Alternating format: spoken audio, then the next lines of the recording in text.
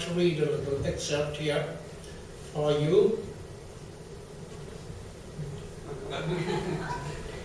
Did you hear about the two monocles that got together and made a spectacle of themselves? This is the Christmas gift. Loaded with moon-faced Italians, Sackett, De Gras and Union Streets in Red Hook are dangerous places for a kid like me to wander among. So I don't complain about not being sent to Red Hook, as I avoid all Italians at any cost, since they eat their own babies, Vincent tells me.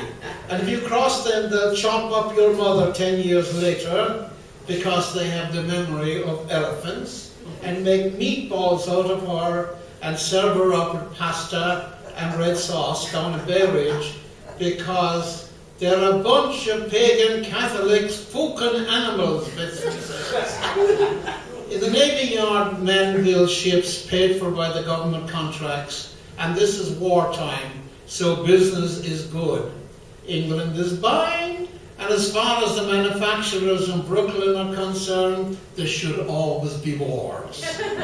All day and night long, steam hammers slam down on hot iron slabs in the Navy Yard foundries, and you can hear the pound of them all the way over at 25 Bridge Street, even making ripples in ragtime Howard's whiskey glasses.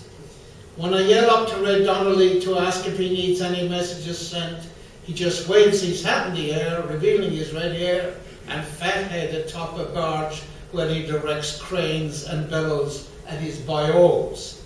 The floating piers and pier houses are the terminals under the bridges, like J Street and Fulton Street, have industrial freight tracks dug into the Belgian brick that runs along the waterfront.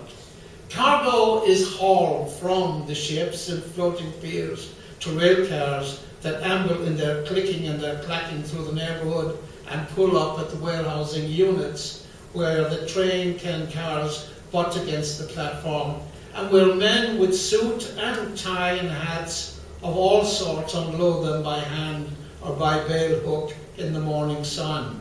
It is there under the bridges that Cinders Connolly always shakes my hand and speaks to me like a man, smiling humbly as he's known to, and with a mean set of crooked teeth and scabbing knuckles.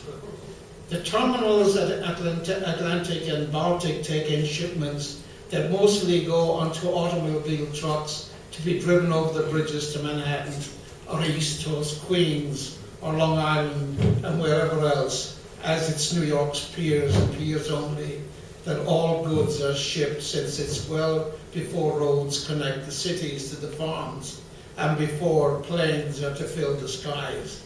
And everyone knows that it is New York that is the center of the industrial world, now surpassing even old London town with the completion of the Erie Canal years ago.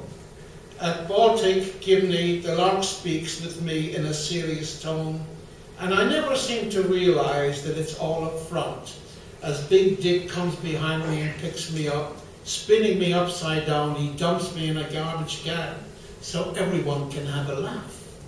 But when he's not looking, I punch him in the stomach as hard as I can, though I'm never able to knock the wind from here. Say, you don't want to go to Red Hook anyway, Vincent says? Il Mascio is there. That's trouble, real trouble. It interests me greatly, though, Red Hook, so I asked around about it. In fact, asking questions become what I am known for, and it's more than once I am told to shut up. But because I have the hunger for knowing things, I never take it the wrong way. Beat McGarry tells me it's the incumbent Irish that have run Red Hook for many years, but is now overflowing with immigrant Italians. Frankie Vale knows the value of the area, so he often sends in El Nascio to remind the pier house supers and the stevedoring managers that it's only a matter of time until Black Hand takes over. Who is Il Nascio, I ask, but nobody knows. No one if he's a man or a group of men. No one can answer me since it or they slink in the shadows, and when the clean-shaven Irish show up, he or they vanish like they never existed or he never existed. Maybe like they exist everywhere, or he does maybe. What's the Black Hand, and what does Frankie Yale have to do with Black Hands and El Mascio? I asked Cinders Connolly, but he won't say. What does El Mascio mean in Italian? No one's sure. But Dago Tom tells me the mail. Like sending letters, like I asked, the postal service? No, man, or boy, mail, M-A-L-E, you know, mail. Oh, that kind of mail.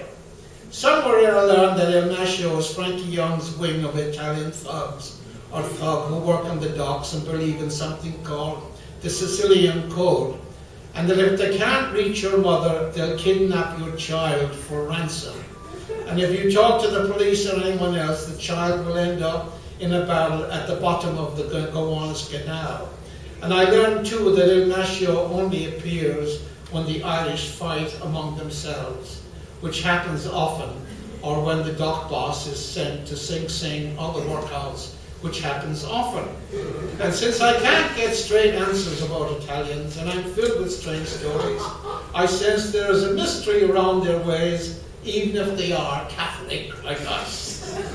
They are a mysterious people, and since they show up only when we are fighting among themselves, I sense they must be in cahoots with the pukas from the stories of my childhood. But then I'm starting to get to the age when the validity of the old stories become questionable, and that only confuses me more. I think of my father and his quips, and though he was speaking of the British being preoccupied with the Germans, he used to say, with your enemies' turmoil comes opportunities, and so it is in Brooklyn with the Italians. Before being sent up to Sing Sing, Magon had long been charged with controlling Red Hook for Dinny. But a couple of months after Magon was sent up, Dinny came under great pressure to take the area by force, and it has been coming under the influence of El Mascio in Magon's absence, since that's when the White-Handers are most vulnerable.